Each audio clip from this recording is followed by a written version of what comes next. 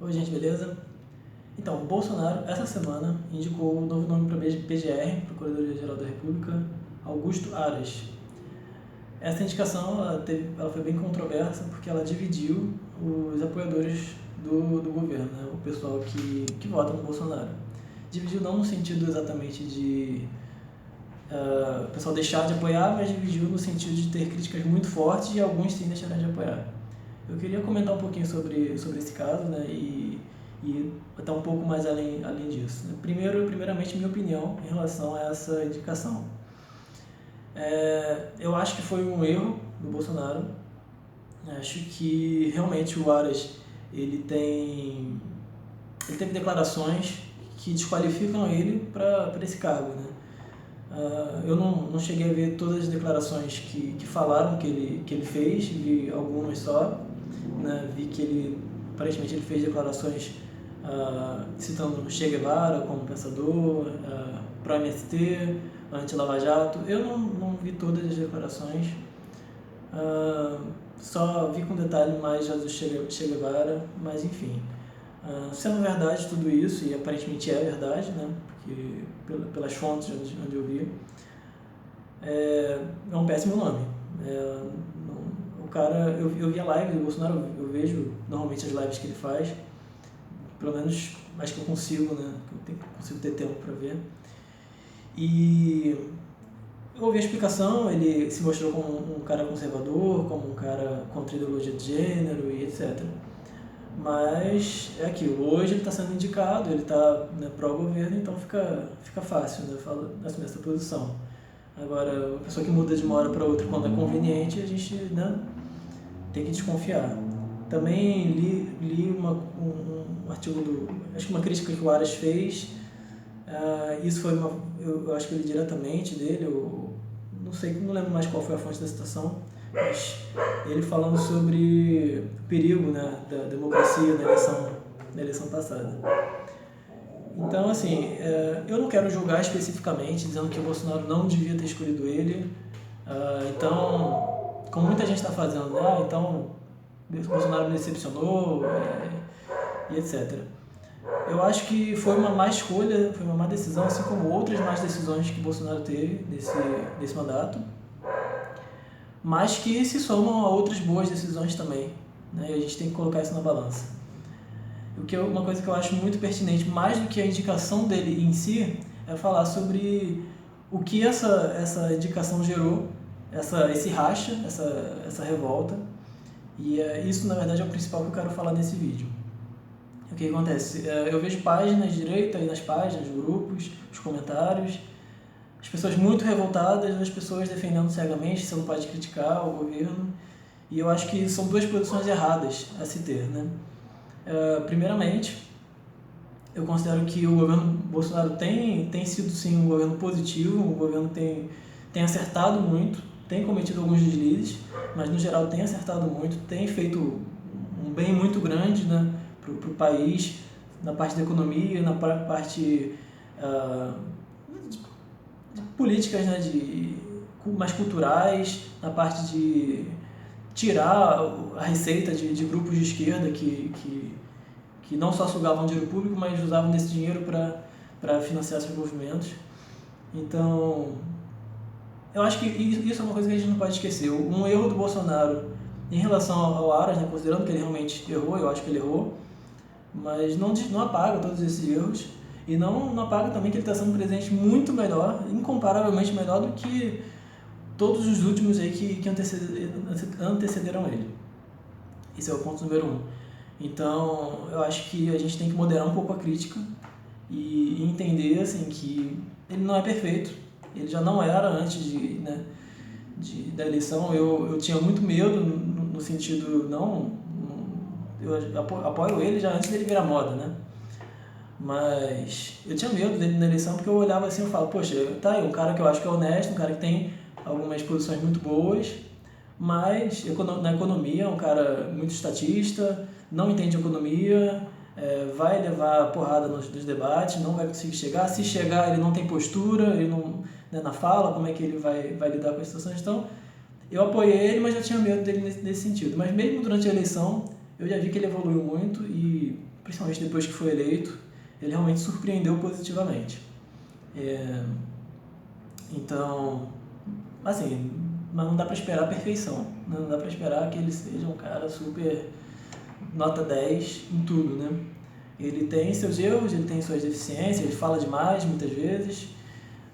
E bom, a gente tem que também saber engolir alguns erros. Isso não significa de forma alguma que a gente não possa criticar, e criticar às vezes até duramente sim, cobrar dele, né? Ele é, como presidente, a gente tem que cobrar, né? Se nós votamos nele, mesmo quem não votou tem o direito, né, de cobrar, mas assim, principalmente nós que votamos,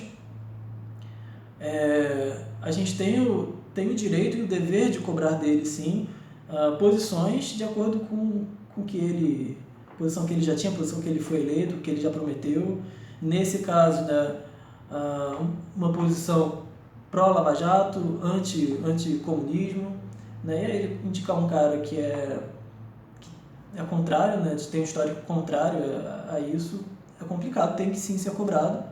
Mas eu acho que a gente não pode extrapolar a cobrança no sentido de, então o Bolsonaro não presta, chega, me decepcionei e tá bom. Assim, vamos tirar então, vamos voltar com o PT, vamos voltar com o PMDB, o que a gente vai fazer? Vai botar Aécio? Então assim, não estou dizendo também que se Bolsonaro errar a gente vai deixar, vai apoiar porque a gente não quer que volte o que estava antes, mas assim, na realidade, a gente tem que ser um pouco mais maleável, considerando o que a gente tem, né? Considerando que a gente não tinha muita alternativa e ainda não tem, né? Até a próxima eleição, acho que ainda não tem.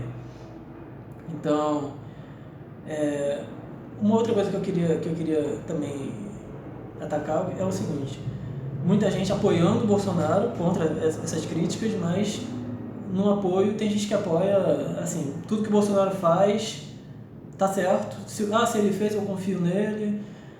Ele sabe o que está fazendo, você está criticando, você é comunista, você é isso. Então, assim, a gente tem que entender o seguinte: a gente não é petista, né?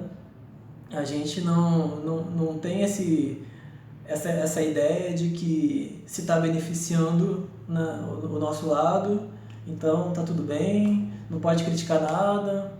Não, é nosso papel criticar, né? É nosso dever criticar, é nosso dever apontar se ele fizer alguma coisa errada.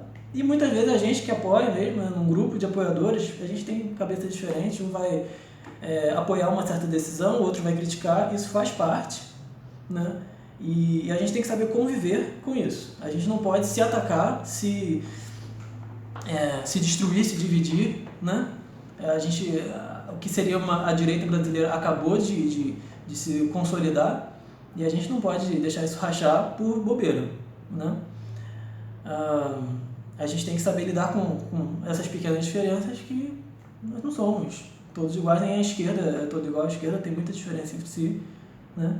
E nem por isso, né, deixa de convergir em muita coisa e seguir junto, né? Então, isso era o que eu queria falar basicamente. Tem um fato a mais também, que é sobre... Eu vi algumas pessoas falando muita gente, na verdade, falando que o Bolsonaro escolheu esse nome para proteger o Flávio Bolsonaro. Também criticando sobre a indicação dele para a PF no Rio, que seria para blindar o filho. Bom, o que eu acho em relação ao Flávio Bolsonaro, em relação a esse fato especificamente? Não posso botar minha mão no fogo pelo Bolsonaro.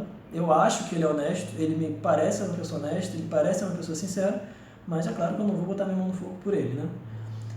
Não vou afirmar com toda certeza do mundo, não, ele é honesto, parem de fazer isso, mas assim, eu acho que o que a gente tem até hoje aí de histórico dele é um histórico bom. É um histórico realmente de uma pessoa que não se envolveu nos esquemas de corrupção, né? Podia ter se envolvido, não se envolveu. É uma pessoa que transparece, né, sinceridade, né, quando fala. Isso acaba sendo também uma coisa que dá para enganar, mas é uma coisa que tem que levar em consideração. E assim, até agora, todo esse histórico dele, todo esse tempo que ele tem na política, a gente não tem nada para falar em relação à corrupção. Então eu acho muito precipitado abraçar esse discurso de que ele está fazendo isso para proteger o Flávio, que é corrupto. E assim, não tem nada provado contra o Flávio, né? Eu acho que a gente tem que sim cobrar do Flávio, a gente tem que sim, minha opinião, não votar no Flávio enquanto ele não se posicionar de forma a esclarecer tudo que tem que ser esclarecido. Mas não tem nada provado contra ele. Eu acredito que ele pode sim ser inocente, eu acredito que a postura dele não é uma postura legal em relação ao ao que ele tem sido acusado, em relação ao Queiroz. Mas ele também, assim, embora não seja uma postura legal, não vejo indício forte o suficiente para dizer que ele é culpado. E tampouco ele foi condenado em qualquer coisa, né? Então, também a gente tem que ter um pouco de cuidado com as acusações, não só porque a gente pode estar acusando o inocente, mas pelo próprio impacto político que isso pode ter. Porque, assim, bem ou mal, eles estão entre os políticos que hoje a gente tem uma certa dependência, né? Não que eles sejam os únicos, não que não possam ser outros, mas, bem ou mal, eles são hoje os mais fortes contra a esquerda que enfraqueceu muito, né? Contra os que saíram. Então, a gente tem que pensar um pouco no prejuízo político do que a gente está, do nosso discurso, que a gente está pregando. Não significa, como eu disse no início, não significa que eu não acho que a gente não deva cobrar. Eu acho que a gente tem que cobrar, mas só que de uma forma sensata, né? A gente tem que moderar, vai na página do Flávio, na página do próprio Bolsonaro, cobra, o seu filho ele precisa dar satisfação, mas assim, cuidado, fala, postar na rede social, Bolsonaro está fazendo isso para proteger o Flávio, porque o Flávio é corrupto. Flávio corrupto e etc. Então, assim, só um pouco de cuidado, claro que não posso também dar uma regra 100% de como cada um deve agir, cada um deve seguir o que acha, né, que acha correto, né? Eu só peço a quem está assistindo, né, e acha interessante o que eu estou falando, só para ter um pouco de pensar um pouco, sabe, meditar um pouco, e quando for cobrar, pesar um pouco, sabe, ter um pouco de moderação, equilíbrio. Bom, basicamente é isso. O vídeo está longo pra caramba, eu queria falar também sobre o Acordo de Paris, o acordo com a União Europeia, sobre a questão do Macri, né? Eu ia ter falado isso semana passada, não consegui gravar, muita coisa para fazer, muito trabalho. Vou tentar falar rapidinho, assim, o que eu acho. O que eu acho é que existe